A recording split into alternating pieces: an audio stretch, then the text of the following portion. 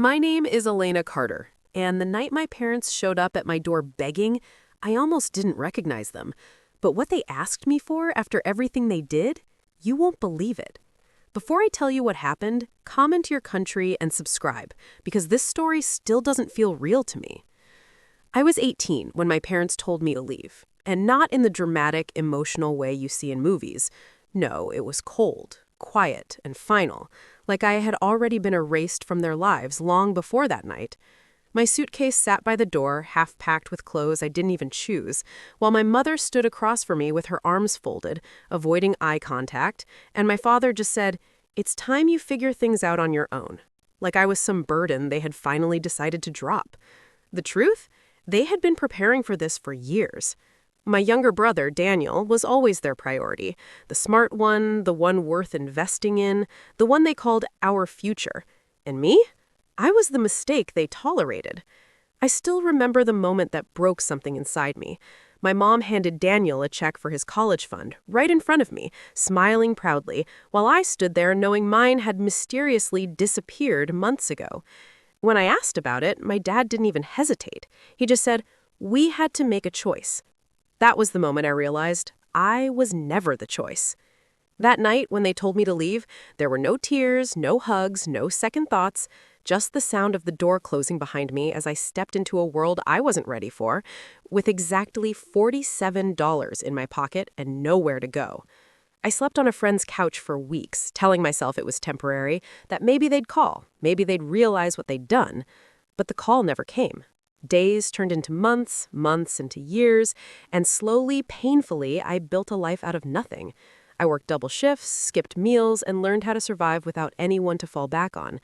There were nights I cried myself to sleep, not because I missed them, but because I couldn't understand how parents could just stop loving their child. And then something changed. I stopped waiting, I stopped hoping, I stopped needing them. I went back to school on my own, took loans I was terrified of, and pushed myself harder than I ever thought possible. By the time I was 25, I had a stable job, my own apartment, and something I never had growing up: peace. Or at least I thought I did. Because one night, just as I was finally starting to believe my past was behind me, there was a knock at my door. It was late, almost midnight, the kind of knock that makes your stomach tighten before you even move. I remember walking toward the door slowly, my heart pounding for no reason I could explain, like some part of me already knew. And when I opened it, everything I had buried came rushing back at once. My mother stood there, older, thinner, her eyes filled with something I had never seen before. My father stood slightly behind her, avoiding my gaze, just like he used to. For a moment, no one said anything. We just stared at each other, like strangers trying to remember a past that didn't exist anymore. And then my mother finally spoke, her voice shaking in a way I had never heard in my entire life. "Elena, we need your help." And just like that, after 7 years of silence, they were back. Hearing my mother say those words, "We need your help," felt surreal, like time had folded in on itself and dropped me back into a version of my life I had spent years trying to escape. Yet this time, I wasn't the abandoned teenager standing in the hallway with a suitcase. I was the one holding the door, the one with control, the one they had once made feel invisible. And still, for a second, I couldn't move, couldn't speak, because seeing them again brought back a flood of memories I thought I had buried permanently. Memories of being ignored at dinner tables, of birthdays where my chair was the only one without attention, of overhearing conversations where my name was mentioned only in disappointment. And now, here they were, standing at my door like nothing had happened, like they hadn't erased me from their lives years ago. And I finally found my voice. But it came out colder than I expected as I asked them why they were here after all this time. Why now? And my father cleared his throat, still avoiding eye contact, while my mother stepped forward slightly, clutching her purse like it contained the weight of everything unsaid. And she began explaining in fragments, saying things weren't the same anymore, that circumstances had changed, that they had made mistakes. But her voice trembled in a way that didn't sound like a prepared apology. It sounded rehearsed, forced, like she was carefully choosing words to get something she desperately needed.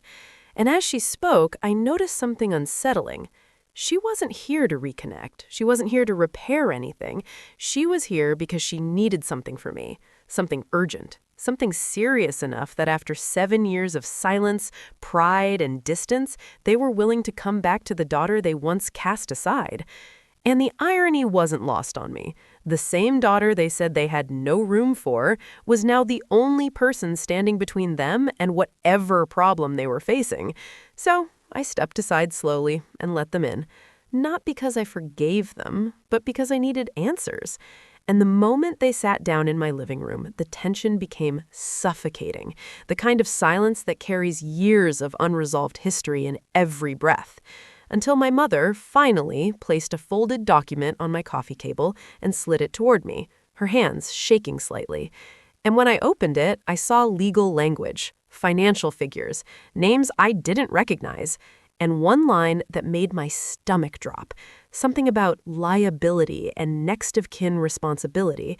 And before I could even process what I was reading, my father finally looked at me directly for the first time since arriving, his voice low, almost defeated, as he said, "Elena, everything is at risk. If this isn't handled, we lose everything." And in that moment, everything I thought I knew about why they were here began to shift, because this wasn't just about asking for forgiveness. This wasn't about family or regret. This was about survival. And somehow, against all odds, the child they had abandoned was now the only person who could decide their fate. And as I sat there staring at the document in my hands, one question echoed in my mind louder than anything else. What exactly had they gotten themselves into that brought them back to me after all these years? As I sat there staring at the document, my mind raced through every possibility, trying to connect the dots between legal terms I didn't fully understand and the unmistakable fear in my parents' eyes. And the more I read, the clearer it became that whatever situation they were in wasn't just complicated. It was serious enough to threaten their financial stability, their reputation, and possibly even legal standing. And yet, instead of feeling sympathy, I felt something unexpected. Clarity. Because for the first time in years, the power dynamic between us had completely shifted, and they knew it too, which is why they weren't interrupting me, weren't pressuring me, just sitting there in silence, waiting, like people who had nowhere else to turn. And finally, I looked up and asked them directly what they wanted from me, and my mother's eyes filled with tears as she admitted that my name had been listed in a set of old documents connected to a family asset they had previously ignored, something they had assumed would never matter again, something they had dismissed when they pushed me out of their lives. But now, it was the key to resolving everything. And as she explained further, I realized the irony was almost poetic. The very child they had once considered disposable was now legally and strategically significant enough to influence an outcome they couldn't control without me. And for a moment, I thought about everything I had endured because of them. Every night I went hungry, every opportunity I missed, every time I questioned my worth because the people who were supposed to protect me made me feel like I didn't belong. And now, here they were, asking me to step in and help them preserve a life they had built without me. So I leaned back, taking a slow breath, and made a decision that surprised even me. Because I didn't yell, I didn't cry, and I didn't immediately refuse or agree. Instead, I told them I would consider helping, but only under my conditions. And the moment I said that, the room changed again, because for the first time, they realized this wasn't the same Elena they had kicked out at 18. This was someone who had survived without them, someone who had built boundaries, strength, and independence they no longer had the authority to override. And as my father asked quietly what my conditions were, I stood up, walked for the window, and looked out at the life I had built from nothing, the life that didn't include them. And then I turned back and said something that left them completely speechless. I told them that before I helped in any way, they would have to acknowledge everything they had done. Not privately, not behind closed doors, but in a way that made it impossible to deny the truth they had spent years avoiding. Because if they wanted my help, they would first have to face the consequences of the daughter they chose to abandon. And in that moment, I could see it in their faces: hesitation, guilt, and something else: fear. Because they finally understood that the girl they once pushed away was no longer someone they could control.